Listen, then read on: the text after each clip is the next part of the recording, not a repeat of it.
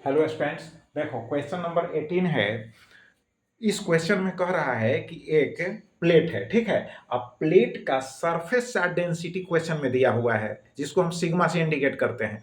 और प्लेट के क्लोज में एक पार्टिकल है जिस पर निगेटिव चार्ज दिया हुआ है। तो दोनों के बीच में force of attraction find out करना है। तो डायरेक्ट फॉर्मूला लगा दो यार। फोर्स इज इक्वल टू हो जाएगा, यानी चार्ज इंटू हो गया फील्ड। अब चार्ज इंटू फील्ड तो हो गया, तो चार्ज का वैल्यू जो है दिया हुआ तो है नहीं, तो यहाँ Q I into E is equal to होगा sigma by two epsilon naught. Clear है?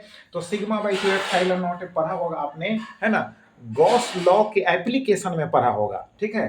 तो अब यहाँ पर चार्ज का वैल्यू जो दिया हुआ है नेगेटिव चार्ज है, तो यहाँ नेगेटिव चार्ज का मतलब है कि फोर्स ऑफ अट्रैक्शन वर्क कर रहा है। बात समझ गए? तो माइनस साइन पुट करना जरूरी नहीं है। तो 2 इंटू हो गया 10 टू दी पावर माइनस 6 हो गया। सिग्मा का वैल्यू देखो यहाँ दिया हुआ है, ठीक है। तो 4 इंटू हो गया 10 टू दी पावर माइनस 6 हो गया, और डिवाइडेड बाई हो जाएगा 2 into 8.85 into 10 to the power minus 12। अब इसको सोल्व कर लो यार। 2 टू 2 ऐसे ही कैंसिल हो गया नहीं। अब इसके बाद है माइनस 6 है, ठीक है। अब माइनस 6 है तो माइनस 12 हो गया, और यहाँ माइनस 12 है तो ऐसे ही ये भी कैंसिल हो गया।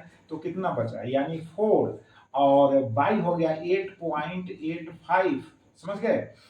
और इसके बाद अब कुछ बचा नहीं, तो ये हो गया इतना न्यूटन। बात समझ गए? अब इसको डिस्मल हटा दो, तो डिस्मल हटाओगे तो यहाँ कितना हो जाएगा, 00 हो जाएगा। बात समझ गए? अब इसको डिवाइड कर दो और आंसर जो आएगा न्यूटन में आएगा। क्लियर? तो फोर्स का वैल्यू निकल गया।